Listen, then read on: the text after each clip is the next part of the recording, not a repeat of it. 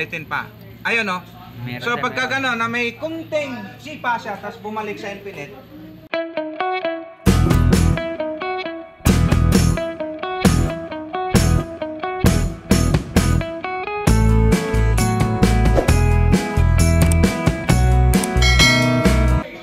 Shoutout sa lahat ng mga patuloy na sumusuporta, sa mga subscriber natin. Maraming salamat sa inyo, mga followers, at yung mga hindi pa. Maraming salamat sa suporta. Dito, may ginawa ang mga OJT natin, Whirlpool na microwave. Ang issue nito ayaw uminit. So nung chinek nila, ang report na nakita natin is busted yung fuse. So, sira to. So, at ang dahilan sa pagkasira, ito daw, high voltage capacitor. So, palap natin, test natin, bago natin bibilhan kung ano yung mga sira, i-check natin kung sigurado ba tayo. So, sinong gumawa nito? Tatay? Shout out. Check natin yung fuse, ang galing yan sa main fuse siya, doon, sa main circuit. Walang fuse kasi yung secondary natin sa high voltage. Check natin to. O, wala. Anong problema nakita nyo dito? Wala nang reading? Walang capacitance. Pero ang ginamit ninyo is digital. Ngayon ang gagamitin ko, analog. Okay, check natin dito. Wala nang nakakabit yan isa. So pwede nang i-test yan. Uy! Palo agad eh.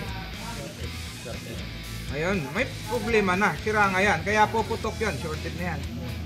Yan o. Short na short yan. Ibig sabihin, may problema na ang high voltage capacitor. Kaya naman pala ito ay pumutok dahil may problema ang ating capacitor. Ngayon titingnan natin yung magnetron. Check natin yung magnetron. Dapat ang magnetron sa filament pa lang walang reading na makukuha. Gamit tayo ng 10K. Walang reading yan to ground. Check natin. Wala. Wala.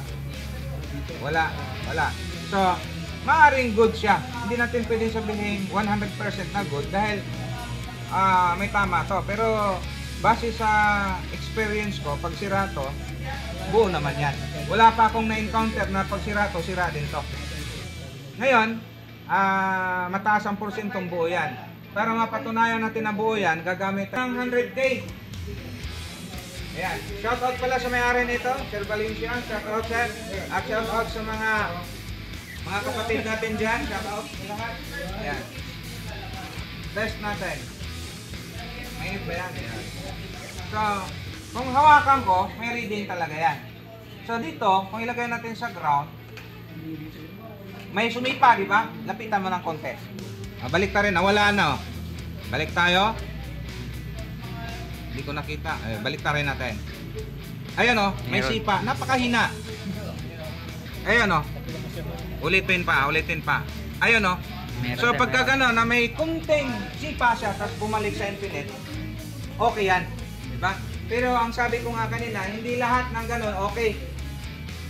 Meron akong na-experience na ang ganda. Umalo ng konti, tapos bumalik, pero ayaw uminit. So anong patunay ko doon? Siyempre nagpalit ako ng panibagong magnetron. Nung nagpalit ako, nag-okay siya. Pero kung wala kang pamalit na extra magnetron at ayaw mong gumastos, kasi ito yung pinakamahal eh. Nasa 950 yung pinakamura nito. Ginagawa ko doon, paanda rin ng 1 minuto. Tapos, check ngayon kung uminit ba yung laman. Kung hindi, balikan nyo to. Hipuin nyo yung pinakaulo niya. Pagka hinipo nyo, hinawakan niya at uminit, ibig sabihin may supply na pumapasok dito sa magnetron. Pero hindi niya siya nagre-release ng high frequency or microwave frequency na tatama doon sa pagkain. So pagka ganon, mainit lang dito pero walang init sa loob, 101% sira ang magnetron. Base yan sa mga dinanan ko ha, hindi ko po alam sa inyo kung ano din ang nagiging experience niyo. Hindi naman ako nagaling-galingan dyan. Nakabatay lang ako sa experience ko. Okay, so ang gagawin natin dito, abangan natin kung kailan magawa to dahil ipapaalam pa natin sa may-ari ito dahil medyo may kamahalan ng konti ito. Tapos bibigyan natin ang view, i-testing natin. The moment of truth. Testing na natin. So napalitan na natin ang bago yan at na-fix na. So, gawa ng mga OJT ito at lalagyan natin ng tubig. So, nakasaksak na yan. Testing. Ayun. Parang walang ilaw. Natin baka parang busted yung ilaw.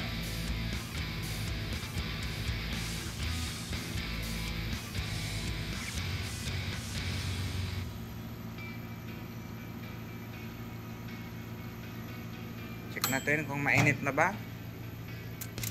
Ayun. Muusok-usok na ng konti. So okay na yan, ayos na yan. Problema parang walang ano Ito, palitin na rin pala tong ano nito. Palitin na tong ito, masusunog na to. Ayan mainit na siya eh. So pagka ganyan, mag-spark yan. So papalitan natin yan.